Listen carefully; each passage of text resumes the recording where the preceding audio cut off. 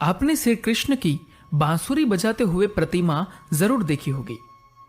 श्री कृष्ण के द्वारा धारण किए गए प्रतीकों में बांसुरी हमेशा से सभी लोगों के लिए जिज्ञासा का केंद्र रही है।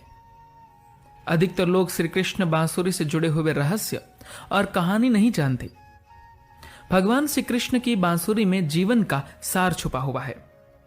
आइए हम आपको बताते हैं श्री कृष्ण की बांसुरी से जुड़े तथ्य। एक बार श्री कृष्ण यमुना किनारे अपनी बांसुरी बजा रहे थे। बांसुरी की मधुर तान सुनकर उनके आसपास गोपियां आ गई। उन्होंने बातों में लगाकर श्री कृष्ण की बांसुरी को अपने पास रख लिया।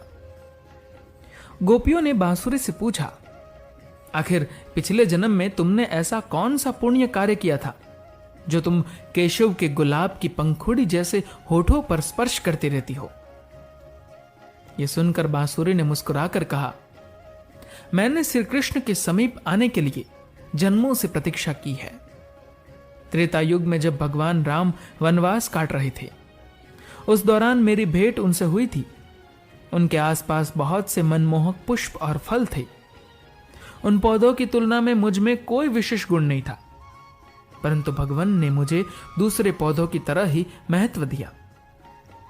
उनके कोमल चरणों का स्पर्श पाकर मुझे प्रेम का अनुभव होता था। उन्होंने मेरी कठोरता की भी कोई परवाह नहीं की। उनके हृदय में अथाह प्रेम था। जीवन में पहली बार मुझे किसी ने इतने प्रेम से स्वीकारा था। इस कारण मैंने आजीवन उनके साथ रहने की कामना की, परंतु उस काल में वो अपनी मर्यादा से बंधे हुए थे। इसलिए उन्होंने मुझे द्वापर युग में अपने साथ रखने का वचन दिया।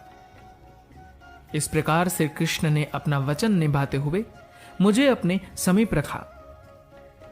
बांसुरी की पूर्व जन्म की कहानी सुनकर सभी गोपियां भाव विभोर हो उठी। भागवत पुराण में श्री कृष्ण के प्रतीकों और बांसुरी से जुड़ी हुई ऐसी ही कई कहानियां मिलती है। दरअसल बांसुरी में छुपे हैं जीवन के 3 रहस्य। पहला यह कि बांसुरी में गांठ नहीं है, वह खोखली है। इसका अर्थ है अपने अंदर किसी भी तरह की गांठ मत रखो। चाहे कोई तुम्हारे साथ कुछ भी करे, बदले की भावना मत रखो। दूसरा यह कि बिना बजाए बजती नहीं है, यानी जब तक न कहा जाए तब तक मत बोलो। बोल बड़े कीमती है। बुरा बोलने से अच्छा है शांत रहो।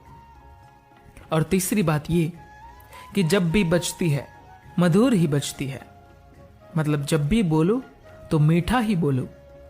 जब ऐसे गुण किसी में भगवान देखते हैं तो उसे अपना लेते हैं। धन्यवाद।